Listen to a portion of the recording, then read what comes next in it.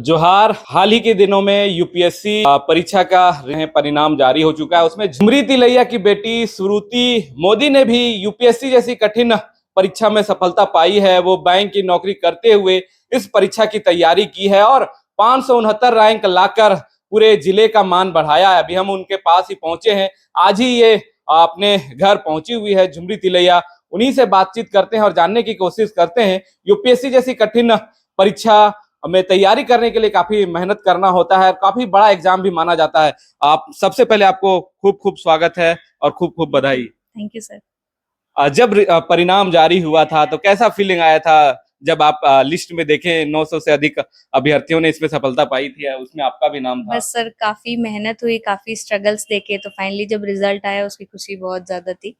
थोड़ी देर के लिए तो यकीन नहीं हो रहा था, लेकिन फिर लगा कि नहीं, मेहनत का रंग आया है। घर वालों को बताए तो कैसा रहा था? बहुत खुश सर, काफी लोग, मेरे पेरेंट्स, मेरे घर वाले, सब पूरी फैमिली काफी खुश है इस वक्त। वो सब अच्छा है।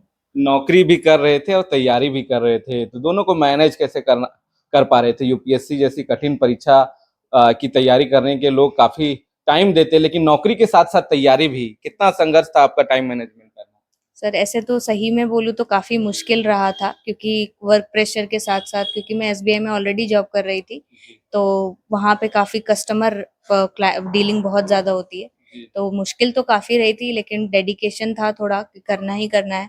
शाम को मैं बैठती थी 5 से 8, 5 से 9, और सुबह के सेशंस लगते थे 2-3 घंटे, तो 6-7 घंटे पढ़ के मैनेज हो गया सब। आपको कब लगा कि अब नहीं, हमें यूपीएससी की ही तैयारी करनी है? नौकरी भी चल रही थी आपकी। सर साथ में पहले ही यूपीएससी का मैं दे रही थी, लेकिन कुछ अटेम्प्ट्स के बाद मुझे चाहिए था कि मेरी एक जॉब सिक्योरिटी हो जाए, इसलिए मैंने बैंक ज्वाइन किया। बैंक ने भी कहीं ना कहीं बहुत कॉन्फिडेंस बढ़ाने में हेल्प किया है।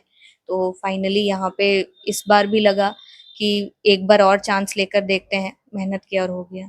कितना रैंक हुआ है और क्या लग रहा है कौन सा डिपार्टमेंट में? सर 569 रैंक है। प्रेफरेंस तो सबकी ही दी है।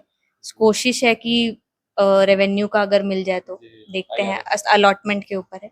उसके अलावा कैसा आप तैयारी कैसे करते थे? क्या टाइम मैनेजमेंट होता था? अगर को एस्पेरेंट है, उन्हें अगर बताना चाहें आपकी बोल, नौकरी करते हुए, जॉब करते हुए आप की जो लक्ष्य है उसे प्राप्त कर सकते हैं, क्या टाइम मैनेजमेंट कैसे मैनेज करते हैं? मेन जो स्टडी मटेरियल है, आप अपने नोट्स पे ध्यान दें। उन नोट्स में और कैसे वैल्यू एडिशन कर सकते हैं, चाहे वो इंटरनेट का यूज करके करें, बस उस पे ध्यान दें। ज्यादा सोर्स पढ़ने की जगह जो मेन आपका पहले से नोट्स बने हुए हैं उसी पे टिके रहें, उसी को लिखते रहें, प्रैक्टिस करते रहें आंसर लिखने की। जितना आप क्वेश्चंस करेंगे, सॉल्व करेंगे, उतना ही आपको बेनिफिट मिलेगा, आपके माइंड में फीड होता जाएगा और अपने आप चीजें निकलती जाएंगी। प्रारंभिक शिक्षा कहाँ से हुई आपकी? सर मेरी सारी शिक्षा दिल्ली से ही हुई है। दिल्ली में ही मेरा स्कूल था, स्प्रिंग मेडोज पब्लिक स्कूल, और मैंने Shri Ram college of commerce से बीकॉम ऑनर्स किया था। मैं 2020 की ग्रेजुएट हूँ। और उसके बाद 2020 की? हाँ, 2020 में मेरा ग्रेजुएशन पूरा हो गया था। और उसके बाद फिर मैं यूपीएससी में ही लगी रही, काफी फेलियर्स देखे, लेकिन फिर फाइनली कितने आज अटेम्प्ट में ये सक्सेसफुल सर हुई? ये मेरा फिफ्थ अटेम्प्ट होगा। तो ठीक है, मेहनत, कुछ ना कुछ यूपीएससी का एग्जाम ही ऐसा है कि जो आपको इस लायक बनाए कि आप सर्विस में जा सके और उस स्ट्रगल से उठ सके। तैयारी कैसे करते थे आप? क्या कोचिंग, ऑनलाइन कोचिंग करते थे या ऑफलाइन? सर मेरी कोचिंग जो है, मैंने ऑप्शनल की कोचिंग ली हुई थी, शुभ्रा रंजन कोचिंग इंस्टीट्यूट है, उनसे लिया हुआ था। और जीएस की तैयारी मैंने खुद से की सेल्फ थी। स्टडी? जी बिल्कुल।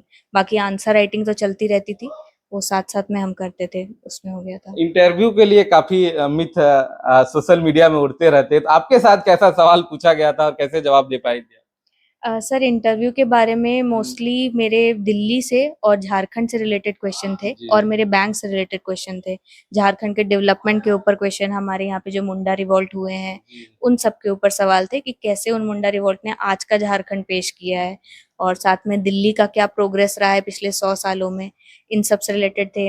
बैंक ने, एसबीआई ने क्या कंट्रीब्यूशन दिया है, उस बारे में सारी न्यूज थी। मतलब आप जहाँ से आए हुए हैं, जो कर रहे हैं, उससे रिलेटेड ही सवाल होते हैं बिल्कुल इंटरव्यू? बिल्कुल बिल्कुल। आखिर में आपकी जैसी भी कई बेटियां होगी, वो भी इच्छा रखती होंगी कि हम भी तैयारी करें यूपीएससी की, उन्हें क्या सजेशन देना चाहेंगे? और खासकर उन गार्जियनों को जो रोक देती है बेटियां कि नहीं, अब शादी करवा देते हैं, अब इनका लाइफ सेट कर देते हैं, लेकिन उनके मन में भी इच्छा होती है वैसे बेटियों को, तो वैसे गार्जियन और बेटियों को क्या संदेश देंगे आप?